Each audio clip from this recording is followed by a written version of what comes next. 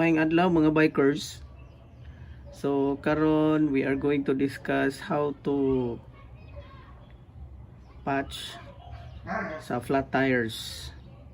So ang importante raman jud nato mga bikers is bring with us always the tools necessary in case nga mahiusan ta sa ato ang bike. And bisan ug sa kabag-o sa imong bike, there should always be a time nga mukalit lang gyud siya kahiyos. It's because naay daghang debris sa mga kilid sa karsada. So importante magdala gyud tag mga tools. And those important tools that I am talking about is patch kit. Kaning patch kit which is composed of patch kit is composed of kani na ay rubber solution. So niya na ay patch, mga patch. Yan na ay roughing tool. Kaning roughing tool is the one to be used kung na ay buslot ang imuhang ang imuhang interior. So the first thing that you would do kung na-flat imong ligid, tanggala ang imong ligid, ipagawas ang interior tire. So ang imong interior is something like this. So ang imong interior sad kanang lain-lain na siya klase og valve, no? Kani siya mao ni siya gitawag og presta valve. Naa ni siya kaning mura og locking diri mechanism para malak nimo ang ihang airflow, dili na gyud kagawas ang hangin. So kung imuha siyang idugangag hangin, imuha na siyang luagan gyud para makasud ang hangin dito. The other one is ang katong Schrader nga valve nga more likely gigamit sa mga sakyanan. So pare-parehaan ni ba kaning barbula aning sakyanan, kani siya Schrader ning tawag ani.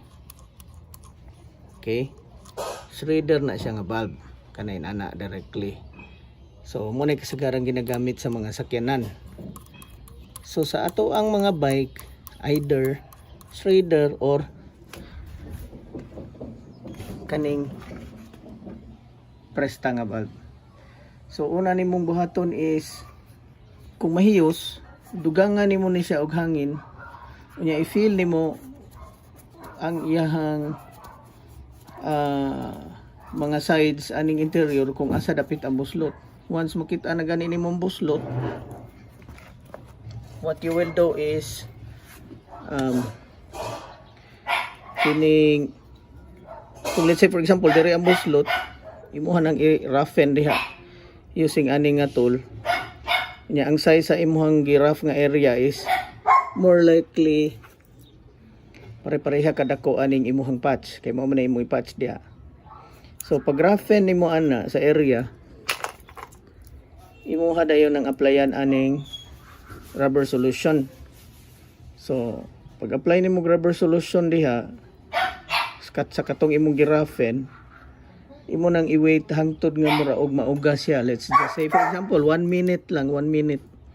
And after 1 minute imo haning ibutang. So tanggalon nimo ning usa ka side ani nga patch, dayon pagtanggal nimo kani nga patay mo ning puti kaning mura og mo ni imong tanggalon. So mo ni mo papilit diya sa imong katong butangan og rubber solution. Pagkahuman, press it for let's just say 1 minute lang gihapon. Press it hard and then good to go na dayon ka. Imuhang dugangan og hangin imong interior, i-check nimo og napabay-laing buslot. If wala na gani, balik na nimo taod sa imong ligid.